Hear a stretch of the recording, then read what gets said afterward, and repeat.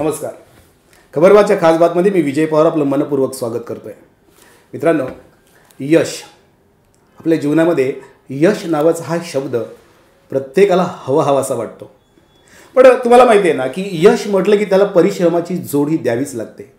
उत्तुंग यश गाठण्यासाठी आपल्याला उत्तुंग परिश्रमही करावे लागतात. क्षेत्र कुठलंही असू द्यावं, पण त्याला परिश्रमाशिवाय पर्याय नाही.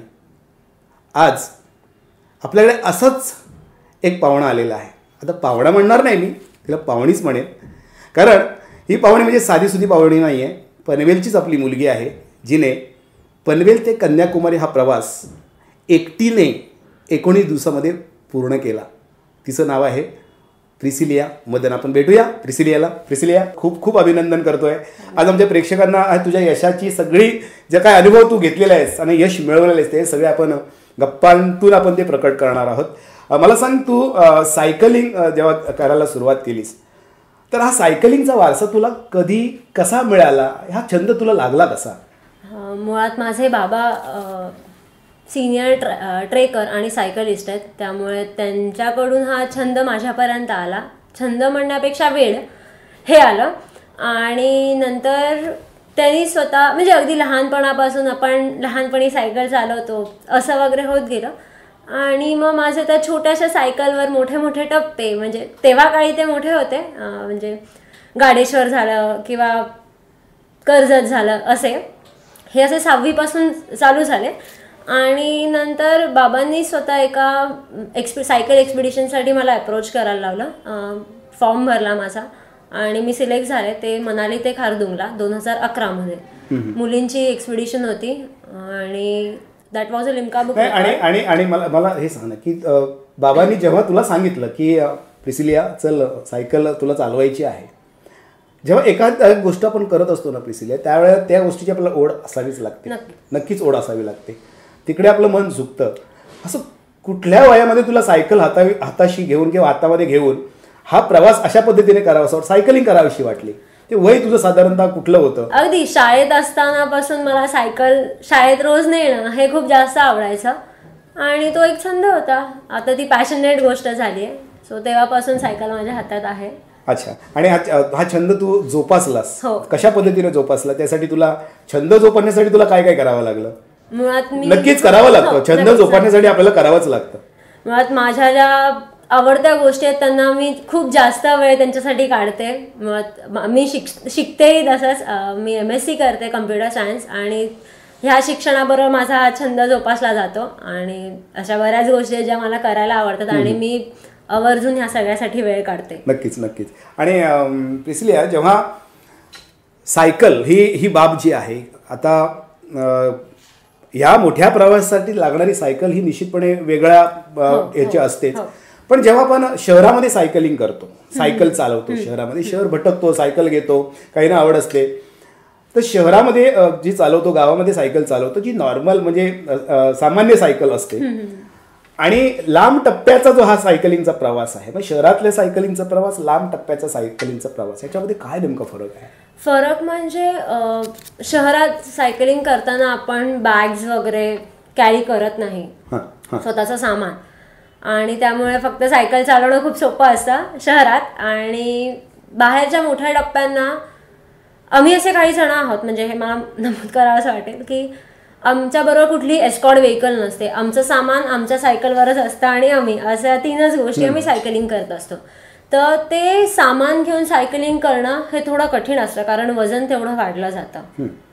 पण गावातलं सायकलिंग म्हणजे ते एक रुटीन असतं, ते नक्कीच ह्या लॉंग टूरला खूप महत्वाचं असतं, कारण की ते आहेच, त्यामुळेच त्या जोडीला. म्हणजे तुला असं वाटतं काय, म्हणजे गावातील सायकलिंग आहे, आपण जी सहज सायकल चालवतो, गंमत म्हणून मज्जा म्हणून सायकल चालवतो, ती सायकलिंग ह्या मोठ्या टप्प्याच्या किंवा मोठ्या पल्ल्याच्या सायकलिंगसाठी ही गोष्ट पूरक आहे? पूरक म्हणजे ह्यात अजून आपल्याला खूप गावातल्या सायकलिंग जे करतो त्याच्यात अजून भर टाकायला पाहिजे, थोडी प्रॅक्टिस अजून करायला पाहिजे, तेव्हा मग आपण मोठे टप्पे गाठू शकतो. नक्कीच नक्कीच याच्यावेळी करू शकतो. तू हा मोठा टप्पा गाठलेला आहेस, म्हणजे मोठा टप्पा म्हणण्यापेक्षा मी तुला असं म्हणणार नाही हा मोठा टप्पा आहे. तुझ्या अजून भविष्याकडे पाहण्याची फार मोठी उत्तुंग झेप असेल, नक्कीच ती नंतर तुला प्रश्न विचारणारच आहे तो पुढे पुढे जाताना आपण. पण हा तुझ्या दृष्टीने आज मोठा टप्पा, तुझ्या आयुष्यातला हा मोठा टप्पा, बरोबर की नाही? पण हा मोठा टप्पा गाठण्याच्या अगोदर असे कोणकोणते छोटे टप्पे तुझ्या आयुष्यात आले छोटे की जे तू गाठलेले आहेस, तिथे विजय मिळवलेला आहेस, तिथे तुला आत्मविश्वासाचा तो धागा मिळालेला आहे, तो तू पकडला आहेस की नक्कीच मी हे करणार आहे, असं कुठले कुठले होते? त्या सगळ्या मला सायकलिंगच्या त्या तुझ्या प्रवासाविषयी आमच्या प्रेक्षकांना आता सांग. अगदी लहानपणापासून म्हणजे ते छोट्याशा लेडीबर्ड BACच्या सायकलवर मी कर्जत, खोंडा, चौक अशा आजूबाजूचे पनवेलच्या 20-30 किलोमीटरच्या रेडियसमध्ये मी टप्पे गाठलेले. ते तेव्हा काळी खूपच मोठं होतं, अगदी 6वी-7वीत असताना. त्यानंतर 2011 साली फक्त गर्ल्स एक्सपिडिशन होती. आम्ही 87 गर्ल्स खारदुंगला सबमिट केलेला सायकलवर. तो सर्वात मोठा माझा एक्सपिरियन्स होता, 600 किलोमीटरचा, मोठा म्हणजे तेव्हाचा परत एकदा. त्यानंतर बऱ्याच जणांना मी बघत होते सायकलिंग करताना, सोलो सायकलिंग करताना, आणि स्वतःच वाटत होतं कुठेतरी की आपण पण असं काहीतरी करावं. पण तो जो कॉन्फिडन्स असतो किंवा स्वतःवरचा विश्वास असतो तो तेवढा नव्हता. आणि मागच्याच वर्षी मग हा विश्वास मिळाला एक्झॅक्टली त्या माझ्या मागच्या राईडमधनं, जी पनवेल ते ओडिसा कोणार्क टेम्पलपर्यंत आम्ही जी राईड केली. ते 2200 किलोमीटरचा प्रवास होता. तो खूपच छान झाला आणि हा खूप मोठा टप्पा माझा. टफ होता का तो प्रवास? 2200 किलोमीटरचा खूप जास्त टफ म्हणता येईल तो. अच्छा, त्या प्रवासातून तुला निश्चितपणे हे मिळालं असेल, अनुभव मिळाला असेल. प्रिसिलिया, जेव्हा एखादी गोष्ट आपण करतो, एखादा छंद जोपासतो, आता मला क्रिकेटर व्हायचं आहे, मी विचार करतो की मला सचिन तेंडुलकर माझा आदर्श आहे, अजून कोणी. प्रत्येक क्षेत्रामध्ये एक वेगवेगळा आदर्श असतोच आणि त्याला आपण सोबत घेऊन आयुष्य पुढे चालवत असतो, त्याचा आदर्श घेत असतो. आणि तुझ्या आयुष्यातला सगळ्यात महत्वाचा आणि मोठा आदर्श कोण होता? पहिले तर मी बाबांना बघत होते, त्यांच्या प्रत्येक. बाबांचं नाव सांग आजच्या ह्या निमित्ताने, कुणाची मुलगी आहेस ते तरी कळू देत. धनंजय मदन, त्यांना सगळे अप्पा म्हणून ओळखतात, जे गेले 30-40 वर्ष ट्रेकिंग आणि गेल्या 15-20 वर्षापासून सायकलिंग ह्या पण त्यांच्या पॅशनेट गोष्टी ह्यामध्ये आहेत. आणि त्यांचे बरेच अनुभव माझ्या गाठीचे होते. आणि माझं फ्रेंड सर्कल असं आहे, मी अशाच लोकांबरोबर राहते. सो त्यांच्या ज्या गोष्टी असतात, गप्पा असतात, त्या मला खूप सपोर्ट करत होत्या किंवा त्या प्रेरित करत होत्या. आणि 1.5 वर्षापूर्वी माझ्याकडे एक फ्रान्सची मुलगी आलेली, रुबिना श्रुती म्हणून. आणि ती मुलगी ऑल द वे फ्रान्सवरून सायकलिंग करत भारतात आलेली. आणि तुझ्यापर्यंत कशी काय पोहोचली? एक साईट आहे वॉर्म शॉवर म्हणून, त्याच्यावर माझे वडील रजिस्टर आहेत आणि असेच तिथे खूप सारे सायकलिस्ट रजिस्टर असतात. मग त्यांच्या रूटवरचे ते लोकांना मेल पाठवतात की आम्ही राहू शकतो का. सो त्यांना अकोमोडेट करण्यासाठी ही साईट आहे. तशीच ती आमच्याकडे आलेली. आणि ती मुलगी परत खाली कन्याकुमारीला आणि नंतर मग श्रीलंका असा बराच टप्पा करणार होती. सो ते एक इन्स्पिरेशन पॉइंट होता माझ्यासाठी. आणि एकटी होती का? हो, ती एकटी होती. आणि त्याच्या अगोदर ती गेले 7-1 महिने घरातून निघालेली आणि त्या माझ्याकडनं आल्यावर सुद्धा ती 1-2 वर्ष बाहेर राहणार होती. तर मग ही जर करू शकते आणि ते पण भारतात येऊन सर्वाइव्ह करणं, तर मग आपण का नाही. म्हणजे मी असं म्हणते की मला हिंदी येतं, इंग्रजी येतं, मराठी येतं, हिंदी आपली राष्ट्रीय भाषा आहे, तर मग मी का नाही सर्वाइव्ह करू शकत. नक्कीच माझ्याच मातृभूमीवर मी का नाही राहू शकत, हा एक प्रश्न होता. मग हा एक पॉइंट झाला. त्यानंतर ही ओडिसा राईड झाली. म्हणजे त्यानंतर डोक्यात बरंच होतं, पण ती जी हिंमत किंवा तो तुझा आदर्श, ती रुबिना तुझा आदर्श होती किंवा आहे आजही? हो, नक्की. बाबा पहिले, रुबिना दुसरी. आणि अजून गाठीचे बरेच असे आजूबाजूचे आहेत ज्यांनी सोलो केलंय. अनेक मित्रमंडळी जे आहे ते सायकलिंग मध्ये हे करतायत. हा जो तू 19 दिवसाचा कन्याकुमारीचा प्रवास तू केलास, शेवटी एवढा मोठा प्रवास तुला करायचा आहे आणि तो एकटीने करायचा आहे हे तू ठरवलंस. परंतु हे एकटीने ठरवत असताना तुझ्या डोळ्यासमोर काय काय गोष्टी आल्या की मला हा प्रवास एकटीने करायचा आहे? तुला का असं वाटलं की मला एकटीनेच करायचं आहे? पहिले म्हणजे आजकालच्या मुली काही डिसिजन घेणं हा महत्त्वाचा पार्ट असतो.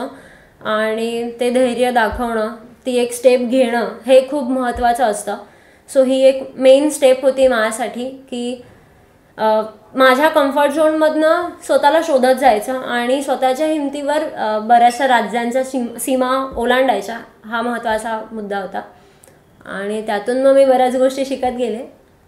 ते एक. सो स्वतःला एक्सप्लोअर करणं, देशाला एक्सप्लोअर करणं हा महत्त्वाचा मुद्दा ह्या राईडमधला. तुला एकटीला प्रवास करायचा होता प्रिसिलिया, हो. त्यामुळे तू विचार केला होतास का त्याच्यामध्ये की कसं म्हणजे ह्या आजकालच्या ह्याच्यामध्ये की मुलगी घराच्या बाहेर पडणं हा मुळात फार विचार करायला लावणारा हा भाग आहे. त्यासाठी तुझे आई वडील तेवढे सक्षम आहेत की माझी मुलगी घराच्या बाहेर पडणार आहे. पण जेव्हा तुझा स्वतःचा विचार जेव्हा तुझ्या मनामध्ये येतो की मला एकटीला जायचं आहे, तर अशा चालणाऱ्या रस्त्यावरती अनेक संकटे तुझ्यासमोर उभी राहू शकली असती ना. मग त्यावेळेला तुझ्या असं काय मनामध्ये चलबिचल झाली का? तू असं कुठला, आणि हे करणं गरजेचं आहे. चलबिचल म्हणण्यापेक्षा जे धोके होते ते माझं जे सर्कल आहे, मी जिथे राहते, माझ्या आजूबाजूची जी माणसं असतात रोजची, ती अशी आहे जी मी त्यांच्याबरोबर सगळ्या गोष्टी शेअर करते. त्यामुळे ती खूप फ्रँकली लोक आहेत माझ्याबरोबरची. इवन माझे आई बाबा, आणि त्यांचा महत्त्वाचा हे होता, स्टान्स होता की त्यांनी हे सगळं करून दिलं मला. त्यामुळे येणारे धोके आणि सगळ्या गोष्टी ह्यांनी मला स्पष्टपणे बोलून दाखवलेल्या. आणि ते सांगण्यापेक्षा स्वतः स्वीकारणं हे खूप महत्वाचं असतं. हे फार मोठं वाक्य आहे तुझं, म्हणजे सांगण्यापेक्षा स्वतः स्वीकारणं फार महत्वाचं आहे. आणि असं काही झाल्यावर स्वतः परत उभं राहणं हे खूप महत्वाचं असतं. सगळी तयारी तू केली होती? तर ही सगळी तयारी झालेली, आणि पण मला लोक खूप छान भेटत गेली रस्त्यात. नाही, रस्त्यातल्या लोकांचा आपण अनुभव कथन करणारच आहोत. प्रिसिलिया, खूप छान वाटतंय तुझ्याशी आता गप्पा मारून. मला सुद्धा प्रेरित होत आहे की मला सुद्धा सायकलिंग आता काहीतरी करायला पाहिजे. प्रिसिलिया, तुझा सायकलिंगचा प्रवास आपण आणि ते अनुभव कथन आपण निश्चितपणे ऐकणारच आहोत, आपल्या प्रेक्षकांना ऐकायचं आहे. मित्रांनो, त्या अगोदर घेऊया छोटीशी विश्रांती. स्वप्नील जोशी, तरुण, सुपरहिट, विश्वासार्ह आणि सगळ्यात वेगानं वाढणारा brand. Ready ready ready. TJSP, तरुण, फायनान्शियली स्ट्रॉंग, तुमचा विश्वास जपणारी आणि सगळ्यात वेगानं वाढणारी सहकारी बँक. ब्रँड म्हणजे स्वप्नील जोशी आणि बँक म्हणजे TJSP.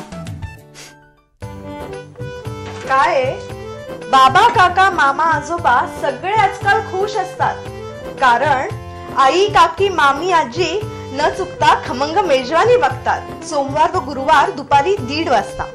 वहिनी, तुम्ही नाराज होऊ नका. आम्हाला माहितीये तुम्हाला दुपारी 1:30 वाजता शक्य होत नाही, म्हणून तीच खमंग मेजवानी घेऊन आम्ही पुन्हा येतोय मंगळवार आणि शुक्रवार सायंकाळी 6 वाजता. चुकवू नयेच अशी खमंग मेजवानी. खबरबाच्या खास बातमध्ये ब्रेक नंतर पुन्हा एकदा तुमचं मनपूर्वक स्वागत करतोय. आपण चर्चा करतोय प्रिसिलिया मदन हिच्याशी. प्रिसिलिया ही सायकलिंग करत पनवेल ते कन्याकुमारीचा टप्पा तिने गाठलेला आहे, एकटीने गाठलेला आहे. प्रिसिलिया, हा प्रवास जो पनवेल ते कन्याकुमारीचा करायचा तेव्हा तू विचार केला, तुझ्यासमोर हे सगळं ध्येय तू ठेवलंस, पण एखादं ध्येय गाठत असताना ते ध्येय पूर्ण करण्याअगोदर आपल्याला स्वतःची काहीतरी मनाची तयारी, स्वतःची तयारी करावी लागते. ही तयारी तू कशा पद्धतीने केलीस? मनाची तयारी म्हणजे हे सगळं चालूच होतं, आणि बरेच जण मला बऱ्याच गोष्टी सांगत होते, त्यामुळे मन तयार होत गेलं. आणि उरलाच प्रश्न रूट वगैरेचा, तर मी त्याच्यावर 1 महिना 1.5 महिना त्याच्यावर वर्कआउट चालू होतं. मधल्या गावांची नावं, किलोमीटर्स, रोजचे जायचे किलोमीटर्स किती असतात, हे सगळं पेपरवर्क होत होतं. आणि मुळात माझं जाणं हे फिक्स होत नव्हतं. मुळात माझ्या कॉलेजच्या सुट्ट्या, घरातून येणारी परमिशन, ह्या सगळ्या गोष्टी होत्याच. आणि हे सगळं करताना माझे बाबा स्वतः एका सायकल टूरला बाहेर होते 1.5 महिना जवळजवळ. त्यामुळे त्यांच्याशी रोज बोलणं हे माझं होत नव्हतं, म्हणजे निदान राईडबद्दल का. त्यामुळे ते आले, आणि त्यानंतर ॲक्च्युअल गोष्टी चालू झाल्या. ते आले आणि मी जाणं हे मध्ये फक्त 10 दिवसाचं अंतर होतं. आणि ह्या 10 दिवसात जे ठरलं ते एकदम फिक्स झालं. आणि माझं जाणं ठरलं हे अगदी राईडच्या 3 दिवस अगोदर. मला कॉलेजनी सुट्टी दिली आणि माझ्या घरातून सगळ्यांचा हो आला. हे जास्त इव्हन म्हणजे मी आत्ता हे जाणवलं की निघायच्या आदल्या दिवशी पण माझ्या घरी बरंच तणावाचं वातावरण होतं. ते असतंच. मुळात आई बाबांना वाटणारी काळजी ही खूप जास्त होती. आणि हा जो मी रस्ता घेतलेला NH17 हा खूप जास्त बिझी असतो. सारख्या गाड्यांची ये जा असणं. तर मग ह्यातून काही धोके असतात. परत बाकीचे सगळ्या गोष्टी त्यांना खूप काळजीत टाकणाऱ्या होत्या. खूप तणावाच्या वातावरणात तो आई वडिलांना मुलीची काळजी असणारच. आणि म्हणजे माझ्या मनात हे एकदा आलेलं की ठीक आहे, आपण आता सांगूया की आपण नाही जातो हा, पण ह्या मनाच्या स्थितीवर जे ओव्हरकम करणं असतं ते मी केलं आणि तो पाऊल टाकला. आणि हे पाऊल खूप जास्त महत्वाचं होतं आणि हे मला सगळ्यांना सांगायला आवडेल की तो जो घ्यायचा डिसिजन असतो किंवा या सगळ्या मागच्या गोष्टींनंतर जे पाऊल टाकलं जातं ते खूप जास्त महत्वाचं असतं आणि तेच घेताना आपण बऱ्याचदा अडखळत जातो. तर प्रत्यक्ष निर्णयापर्यंत पोहोचता आपल्याला खूप कष्ट करावे लागतात. ते कष्ट तुला नक्कीच करावे लागलेत आणि तू बाहेर पडलीस. बरं मला सांग ना, ही सायकल जेव्हा आपण सायकलिंगला जातो तेव्हा ह्या सायकलिंगसाठी वेगळ्या प्रकारची सायकल आपल्याला लागते ना? हो, म्हणजे आता बऱ्याच वेगवेगळ्या सायकली आहेत, म्हणजे रेसिंगसाठी वेगळ्या, टुरिंगसाठी वेगळ्या. तर माझी असलेली गेअरवाली चांगली सायकल होती, अलॉय फ्रेमची होती, त्यामुळे ती हलकी होती आणि डिस्क ब्रेक होते, त्यामुळे तिने खूप जास्त छान मदत केली सायकल. मुळात माझ्या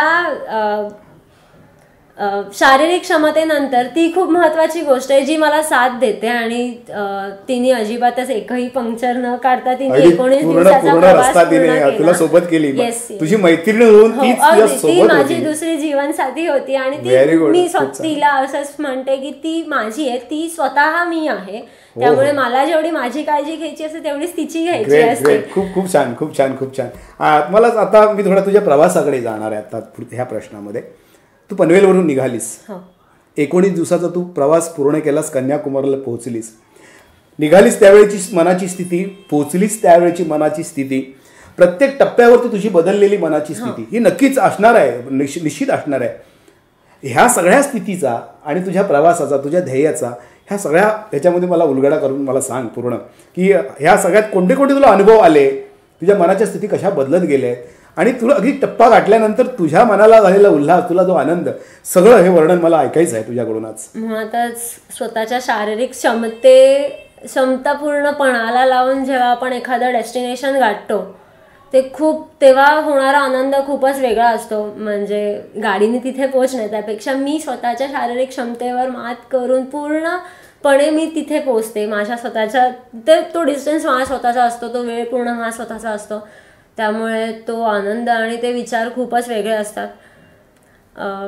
पनवेलवरून निघालेली आहे. हो, आणि तो निघण्याचा वेळ खूपच एकदम तणावात होता.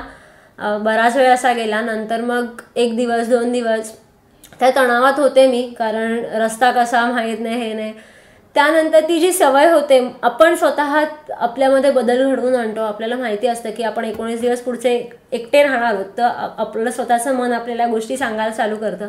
तशाच गोष्टी होत्या.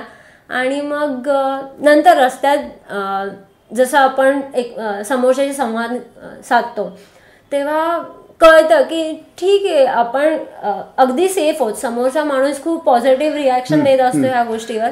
त्यामुळे मला कधीच असं अनकम्फर्टेबल किंवा असं काहीच कधी वाटलं नाही. मला खूप छान माणसं भेटत गेली आणि जेव्हा पोचले तेव्हा खूपच आनंदाचा क्षण होता माझ्यासाठी. मुळात माझी जी बेस्ट टीम होती ती खूप माझ्यासाठी काम करत होती. म्हणजे मला रोजच नेट मिळायचं असं नव्हतं, त्यामुळे मी माझा अनुभव त्यांना मेसेज करणार, मग ते माझ्या पेजवर अपलोड करणार, अशा गोष्टी होत्या. फोटोज रोजचे होते माझे. हे सगळं करताना ती बेस्ट टीम एवढी पक्की झालेली माझ्यासाठी की मग त्यांच्या शब्दावर आणि माझ्या शब्दावर असा फक्त खेळ चालायचा. आणि ते बरंचसं इथून ट्राय करत होते की मला तिथे कोणतरी स्वागत करायला किंवा मी तिथे आल्यावर कोणतरी असेल. पण मग स्वतःच असतं, आपल्याला कशाला कोण पाहिजे तिथे स्वागत करायला, आपण स्वतः आहोत. पण तिथे गेल्यावर अगदी माझ्यासमोर चेंज होतं. कोणी आलं नव्हतं, म्हणजे कोणाच्या कॉन्टॅक्टमध्ये तिथे कोणी आलं नव्हतं. पण तिथे जे दुकानदार होते, कन्याकुमारी हा टुरिस्ट प्लेस असं म्हणता येईल आणि त्यामुळे बरेच टुरिस्ट तिथे असतात आणि त्यामुळे बरेच दुकानदार तिथे होते. आणि त्यांनी बघितलं माझी धडपड बरीच चालू होती. मला लगेच माझ्या पेजवर टाकायला फोटोज पाहिजे होते आणि मी खूप छान वेळेत तिथे पोहोचलेले. 4 वाजता. बरेच जण असा प्रयत्न करतात की अशा दिवसा उजेडी पोचावं, सनसेट बघावा आणि मी त्यावेळेस तिथे होते, त्यामुळे खूप छान वाटत होतं. आणि माझी बरीच धडपड चालू होती की मी नीट स्मारकासमोर फोटो वगैरे काढू. त्यांनी माझी धडपड बघितली, मला येऊन विचारलं कसं काय, कुठे काय, आणि त्यांनी एवढी छान मदत केली आणि ते सही होतं, खूपच छान होतं ते. आणि म्हणजे मग मी विसरून गेले की मला खरंच कोणी इथे माझ्यासाठी फुलं घेऊन उभं राहायची गरज होती का. ही जर माणसं एवढं छान मला ट्रीट करतायत, त्यांनी माझ्यासाठी चहा मागवणं, अशा सगळ्या गोष्टी झाल्या आणि खूपच छान अनुभव होता तो. म्हणजे शब्दात नाही, मी स्वतःला नाही मांडू शकत. ह्या प्रवासामध्ये तुला किती किलोमीटर प्रवास केला दिवसाला? दिवसाला 90 ते 100 किलोमीटर असं गणित असायचं. म्हणजे अगदी उजाडल्यापासून सूर्य मावळेपर्यंत. ते शेड्यूल असं होतं की मी सकाळी 6 ते 6:30 अशा वेळेत प्रवास सुरू करायचे आणि हे टाइम टेबल मी स्वतः माझ्यासाठी आखलेला, त्यामुळे मी ते फॉलो करत होते. त्यानंतर नाश्त्यासाठी 8-8:30 वाजता थांबणं, नंतर परत प्रवास, मग जेवणासाठी थांबणं. मग उन्हामुळे थोडासा माझा स्पीड स्लो व्हायचा कारण ऊन खूप होतं. माझे हात बघाल तर ते टॅनिंग दिसते. तर ते, आणि मग संध्याकाळी मी 6च्या आत मला सायकलिंग थांबवणं, अशा प्रकारे हा 6च्या आत तू सायकलिंग थांबवलीस. आता तू तर रस्त्यावर थांबणार नव्हतीस ना, तुझ्यासाठी कुठेतरी एक अशी वस्ती स्थान तुझ्यासाठी हवं होतं. त्याची निर्मिती कशी काय? त्याची माझा एक निघायच्या अगोदर एक मेसेज बराच फिरलेला आणि फ्रेंड सर्कल बरंच वाईड असल्यामुळे तो मेसेज असा फिरला की बऱ्याच लोकांना कळलं की मी एकटी प्रवास करते. तुला अप्रोच होत गेले? हो, अप्रोच होत गेले. मग काही वडिलांच्या मदतीने असे लोक, मग एक चेन मिळत गेली राहायची मला. आणि मला सांगायला आनंद वाटतो की मी 18 दिवस पूर्ण फॅमिलीत काढले. मला कुठलंही हॉटेल शोधावं लागलं, त्यामुळे ही चेन खूप छान होत गेली आणि तेही खूप छान होते. त्यांना खूप अप्रूप असायचं की कोणतरी सायकलिस्ट आपल्याकडे येते. ते खूप, त्यांचा पण खूप सपोर्ट होता अशा. आणि ह्या प्रवासामध्ये असा कुठला तुला एक मनाचा हळवा कोपरा कुठेतरी आपल्यासाठी, तर त्या हळव्या कोपऱ्याबद्दल सांग ना थोडंसं. काय वाटलं तुला? तो हळवा कोपरा कुठेतरी जागा झाला, कुठेतरी आठवणी आल्या, किंवा एखादा असा प्रसंग की जिथे वाटलं की नाही इथे थांबावं, किंवा रस्त्यामध्ये जाता जाता एखादा असा कुठला क्षण की तो क्षणाला तुला हेलावून सोडणारा होता, असा अनुभव? मी जेव्हा केरळात एंट्री केली आणि तेव्हा मला कळलं की माझ्याकडे बराच वेळ होता. मी ज्या डेस्टिनेशनला त्या दिवशी राहणार होते, त्यानंतर मग माझा डिसिजन होता की पुढचे 30 किलोमीटर मी करू शकते अंधाराच्या अगोदर. आणि मग मी निघाले. मागची सगळी माझी बेस्ट टीम हल्ली परत पुढचं चांगलं शहर मला शोधून दिलं. तर ते होतं पय्यन्नूर. आणि मग 30 किलोमीटरचा टप्पा मी जिथे होते दुपार तिथून पुढे. आणि नेमका रस्ता थोडा खराब मिळाला, त्यामुळे माझा स्पीड कमी झाला. आणि तिथे एक परत राहायला मला असंच घर मिळालं, पण मग त्यांच्याशी नीट कॉन्टॅक्ट झाला नाही. त्यामुळे मग त्यांच्याशी कॉन्टॅक्ट करेपर्यंत मला तिथे अंधार झाला आणि मी पय्यन्नूर शहरात अंधारात होते. आणि मग मागे असं सगळं हलत होतं कुठे काय. मग शेवटी मी म्हटलं नाही, मी आता हॉटेल शोधते, अजून किती आपण वाट बघणार. तर मी हॉटेल शोधायला निघाले, तेव्हा एक माणूस येऊन मला भेटला. त्यांनी विचारलं कसं काय, ते सगळं झालं. आणि नेमकं मागून मला एक परत फोन आला की अजून एक फॅमिली आहे जी तुला अकोमोडेट करत आहे, तर तू त्यांच्याशी बोल. आणि नेमकं त्या फॅमिलीला आणि मला असं एक भाषा जुळत नव्हती. त्यामुळे मग समोरचा तो अनोळखी माणूस आणि ती फॅमिली असं त्या फोनवर त्यांचं बोलणं चालू होतं, कारण त्या माणसाला हिंदी येत होतं. आणि ह्या बोलण्यात कळलं की मला ते गाव सोडून, म्हणजे शहर सोडून आत एक 5-1 किलोमीटर जायचं. आता तो रस्ता त्या अंधारात शोधून काढणं. मग तेव्हा तो माणूस म्हणाला की ठीक आहे, मी तुला सोडतो तिथपर्यंत. मग तो घेऊन गेला. रस्ता बराच आत होता. चालवतोय तो गाडीवर, मी त्याच्या मागे सायकलवर चालवतोय. बराच वेळ गेला. रस्त्या आजूबाजूला असलेल्या रस्त्याची झाडांची संख्या वाढत गेली, घरांची संख्या कमी होत गेली, लाईट्स कमी होत गेले आणि कुठं अंधार. नंतर असा एक पॉइंट आला की रस्ता संपतोय, तिथे कच्चा रस्ता चालू होता आणि अजिबातच घरं नाही. व्यक्ती आपल्याला घेऊन चाललेली आहे आणि अनोळखी व्यक्ती. मी तिच्यावर विश्वास ठेवून तिला फॉलो करते. आणि मग मी वडिलांना फोन लावायचा प्रयत्न केला. मी फोन लावला आणि चालू ठेवला, पण नंतर मग मी कट केला तो, कारण ते काहीच करू शकत नव्हते. पनवेलमध्ये राहून माझी बेस्ट टीम तिथे काय करू शकत होती. तेव्हा मनात कुठेतरी ते चालू झालं की आपण काय करतोय, आपण खरं ह्याच्या मागे आता जायला पाहिजे का की नकोय. पण मग तो एक मनाचा पॉइंट होता, तिथे मी ओव्हरकम केलं परत आणि म्हटलं आता जे करायचंय ते मला करायचंय. माझ्यासाठी तिथे आजूबाजूला कोणीच नसणार होतं. तर मग तो एकदा परत त्याच्यावर विश्वास ठेवून आणि माझ्यातल्या क्षमता परत ओळखून की मी काय करू शकते ह्या क्षणाला, असं झालं तर ह्या सगळ्या एकदा परत विचारात आणल्या, परत स्वतःवरचा विश्वास वाढवला आणि त्याला फॉलो करत राहिले.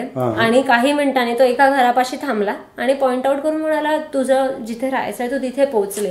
आणि ह्यातून मला खरं सांगावं वाटतं की मी स्वतः गिल्टी फील करते ह्या गोष्टीबद्दल की त्याच्यावरती कुठेतरी अविश्वास थोडासा मी दाखवला, माझा विश्वास हल्ला असं व्हायला नको. आणि त्यानंतर जे स्वतःवरचा विश्वास आणि लोकांवरचा ठेवण्याचा विश्वास जो वाढला माझ्यात तो जास्त होता. खूप खूप मोठी गोष्ट आहे ही तुझ्याही आयुष्यासाठी आणि समोर बसलेल्या प्रेक्षकांच्याही आयुष्यासाठी, म्हणजे सायकलिंग प्रवास करणाऱ्या अनेकांसाठी ही फार मोठी गोष्ट आहे. ह्या शेवटच्या प्रश्नात तुला खूप काही मोठा संदेश द्यायचा आहे. आता संदेश हा माझ्यासाठी सुद्धा असेलच नक्कीच, पण आमच्या प्रेक्षकांसाठी सुद्धा संदेश असेल की जे तुझ्या वयाच्या मुली आहेत, तुझ्यापेक्षा लहान मुली आहेत, ज्या तुझ्या वयापर्यंत पोहोचणाऱ्या आहेत, तुझं वय उलटून घेणाऱ्या सुद्धा मुली आहेत, गेलेल्या मुली आहेत. ह्या सगळ्यांना तू संदेश दे की मी एक मुलगी म्हणून मी काय करते, तुम्ही काय करायला पाहिजे. ह्या सायकलिंगच्या माध्यमातून मी काय शिकलेली आहे, तुम्हाला काय शिकायला हवंय सांग. आपल्यात म्हणजे प्रत्येकात अशा काही गोष्टी असतात ज्या त्यांचं आयडेंटिफिकेशन करतात, त्या आपल्याला त्या आवडत असतात आणि त्यावर वर्कआउट करणं हे खूप महत्त्वाचं असतं. आणि त्याच आवडत्या गोष्टी, त्याच पॅशनेट गोष्टी आपल्याला बरंच काही शिकवून जातात. जसं माझं सायकलिंग होतं, त्यातून मी लोकांवर ठेवलेला विश्वास कसा ठेवायचा हे खूप जास्त शिकले. स्वतःवरचा विश्वास वाढला, माझ्यात कॉन्फिडन्स खूप जास्त वाढला. मी बऱ्याच लोकांसमोर आता बोलू शकते. मुळात ह्या प्रवासात मी बऱ्याच कॉलेजला पण व्हिजिट दिल्या, त्यामुळे ते एक झालं.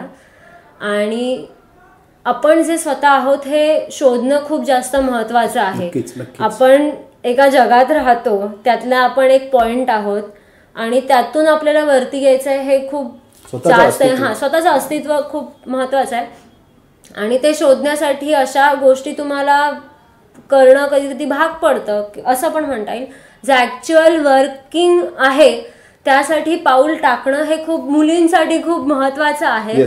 तर हे पाऊल टाका, आजूबाजूच्या आपल्या नातेवाईकांना, आपल्या आई वडिलांना विश्वासात घ्या, आपल्या गोष्टी त्यांच्यासमोर मांडा, तरच ते सपोर्ट करतील. आणि हे जे पाऊल आहे ते एका दडपणातूनच पुढे येतं, तर ते टाकायचा प्रयत्न करा, तरच तुम्ही स्वतःला शोधू शकाल. नक्कीच प्रिसिलिया, खूप छान बोललीस तू. याच्यातूनच नवीन प्रेरणा घेऊन तुझ्यासारख्या मुली पुढे येणार आहेत आणि निश्चितपणे ती ध्येय गाठण्याचा प्रयत्न करणार आहेत. तर अशाच ह्या प्रवासामध्ये तुझ्या पुढच्या प्रवासासाठी आमच्याकडून तुला खूप खूप शुभेच्छा. मित्रांनो, प्रिसिलियासारख्या अनेक जण किंवा अनेक जणी ह्या समाजामध्ये आहेत की ज्यांना आपली ध्येय गाठायची आहेत. त्यांना ध्येय गाठत असताना अशाच प्रेरणा घेऊन पुढे जायचं आहे. तुम्ही जर समाजामध्ये खूप काही चांगलं करत असाल, खूप चांगलं काम करताय, काही संस्था आहेत त्या संस्था काम करतायत, तर अशा संस्थांसाठी, अशा प्रिसिलियासारख्या मुलींसाठी, मुलांसाठी हे आमचं व्यासपीठ तुमच्यासाठी उपलब्ध आहे. त्यासाठी आमचा पत्ता लिहून घ्या. दोस्तों, हम इंटरनेट के माध्यम से जुड़े रह सकते हैं. हमारा ईमेल एड्रेस है khabarbaat@live.in. फेसबुक पे हम मिल सकते हैं facebook.com/khabarbaat. यूट्यूब पे हम मिल सकते हैं youtube.com/UNBSuman. हमारा मोबाइल नंबर है 9869009449.